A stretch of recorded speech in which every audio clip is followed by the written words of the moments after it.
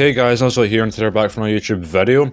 As the title suggests, this is going to be kind of a follow-on from my previous video talking about matchups I think are ruined for me because they're stomps. This time I'm talking about matchups that are popular or were popular for a significant period of time, however they just don't click with me. If you enjoy this video, make sure to like, subscribe. If you do like these matchups, then all power to you, feel free to have your own opinion, and I'm happy that, you do like them and I don't. But these are just not for me, and I'm going to explain why. And yeah, let's just get into it. Vegeta versus Sasuke is a complete stomp. But other than that, it's actually not that bad for me. I mean, yeah, being a complete stomp is a massive turnoff, but due to my personal connections to both characters and the connections that they both have, this would probably be like my second favourite Sasuke battle if this was, debatable whatsoever, being second only to Anakin Skywalker. But Future Trunks versus Sasuke, on the other hand, is just beyond me why people like this. The connections are just, they're male anime characters with tragic backstories and swords. Whip-to-do, Tanjiro versus Ichigo is just as good a matchup. So I think it's clear why I don't like this. This isn't like super popular, but it has been brought up, and I've seen a few people actually talk about how much they like it, so it was, viable for this video. This next one isn't popular anymore, but when it first was thought of, it was really, so I figured it was worth talking about, and it's Homelander versus Omniman. It just doesn't vibe with me whatsoever. Homelander just has so much better, and it's a complete stomp. Homelander has Titan, Hancock, and Omniman has Bardock, so, those are just much better. These next two are probably the hottest takes in this video, because these two are really popular, or at least recently they've become really popular. And so, hear me out. The first one here is Diavolo from JoJo's Bizarre Adventure versus Giovanni from Pokemon. These two characters are from my second favourite anime and second favourite video game series of all time, so realistically I should like it, right? Well, the connections are what you need for a Diavolo-Giovanni matchup, which is just, they're both mob bosses, they try hide their identity, and they have a child. That's really all you need. The reason why I'm not a fan of this matchup is thinking about it logistically, how the fight would go. Not necessarily because someone would lose, but because it's just uninteresting. Because in order for there to be any fight, Diavolo has to be dumb. Because, for example, he could see into the future, and then to see Giovanni throw out his Pokemon, skip through time, and kill Giovanni before he could do so.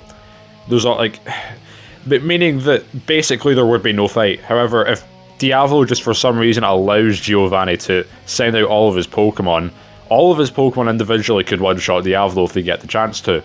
However, Diavolo is still faster than all of them and can realistically skip through time again and kill Giovanni, the one sending out orders to said Pokemon. So yeah, there's also the fact that we don't know how the Pokemon would react over their trainer, the person giving them orders dying, if that makes sense. So realistically, I'm just not a fan of this matchup, and the reason why my Diavolo video that came out a while ago was against a matchup that wasn't Giovanni was so that an actual fight could be had, if that makes any sort of sense. The next matchup that's popular is Dio versus Springtrap, JoJo's Bizarre Adventure and Five Nights at Freddy's. This one is ironic humor that most people have, but it just doesn't click for me. The connections for a Springtrap joke matchup, while they are there, they aren't great.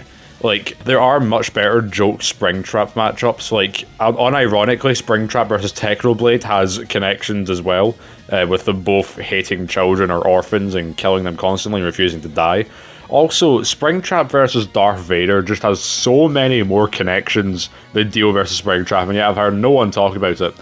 Except for Nemesis Bloodright, but he doesn't know I exist. This one isn't really liked, but it's liked by a small minority of people who scream the loudest, so hence why I'm including it. Son Goku from Dragon Ball Super versus Saitama from One Punch Man. Really, the only connections are, they're the strongest anime protagonists, and, they break their limits, which isn't really true, because I can name 3 characters off the top of my head that could beat both Goku and Saitama that are from animes. If you use, Rimuru from the webcomic, they could beat both of them. Anos, I don't know how it's pronounced, could also beat Son Goku and Saitama. And Giorno Giovanna of Golden Experience Requiem, just bare minimum stalemates both of them. So yeah, this matchup just isn't good for me. Ryuko Matoi from Kill la Kill versus Shadow the Hedgehog from Sonic the Hedgehog. This matchup again just doesn't vibe with me again. Like, they're both edgelords with similar colour schemes, and that's really it to my knowledge. Shadow just has better in my opinion, and so does Ryuko, so moving on. Next up, we have Yu from Persona versus either Jotaro Kujo or Josuke Kashikata from JoJo's Bizarre Adventure. Since the connections are basically the same and they are equally as popular, with them just both having personas/stands and being high schoolers, Yu absolutely stomps them, which is automatically just not good, but Jotaro and Josuke have got so much better. You know, Jotaro has Oe Todo from Jujutsu Kaisen, and Josuke has Edward Elric and Knucklebane and Metal Bat, just so much better. Next is Hit from Dragon Ball Super versus Ghost Rider from Marvel Comics. This one isn't really that popular, but it's definitely Hit's most popular matchup, which I partially agree with, but Ghost Rider just has so much better in Spawn, for example. Next is The Lizard from Marvel Comics versus Killer Croc from DC. The connections here aren't great whatsoever. The Lizard has Leatherhead from Teenage Mutant Ninja Turtles, which they just fit so much better, so it's like, why use Killer Croc? Next is Joseph Joestar versus Edward Elric, you know, JoJo's Bizarre Adventure versus Full Metal Alchemist. Again, doesn't vibe with me whatsoever. Edward Elric already has a better matchup in JoJo's Bizarre Adventure than Joseph. Joseph also has Johnny Cage, and you're not going to rob me of that matchup. Next is Sanji from One Piece versus Rock Lee from Naruto. I get why people would like this matchup. Like, it vibes, right? You know, it's two anime male characters that use kicks rather than punches, but at that point, why even use Sanji? You know, Izuku Midoriya versus Rock Lee is so much better on so many levels. I do plan on making a video talking about matchups that are underrated in my opinion, and this will be one of them, and I'll explain properly the connections. Like, hell, even Hitmonlee from Pokemon has just as many connections, or almost as many connections as Sanji and Rock Lee, and unironically my favourite Sanji matchup is against Gordon Ramsay, so again, you're not going to rob me of that. Next is Ridley from Metroid versus Rayquaza from Pokemon. I really just don't like this, again, as a stomp, and the connections are just, you know, they're Nintendo dragons. Ridley has so much better, you know, he has, you know, Lord Boros, for example, but Mecha Ridley, I think, is where my favourite matchup comes in, and Mecha Ridley has Mecha Frieza, or Meta Ridley, sorry, I apologise for the mispronunciation, but we move. With the connections between Meta Ridley and Mecha Frieza being, you know, they're space conquerors who were defeated by the main protagonist, only to come back from, like, basically death as a cyborg, and I just think it's really cool. And Rayquaza also stomps unless you nerf him without Mega Evolution. Hell, Rayquaza versus Shenron's better because at least then they look similar. This next one is fine, but I'm not like the biggest fan of it. It's Toichiro Suzuki from Mob Psycho 100 versus Crow Lucifer from Hunter x Hunter.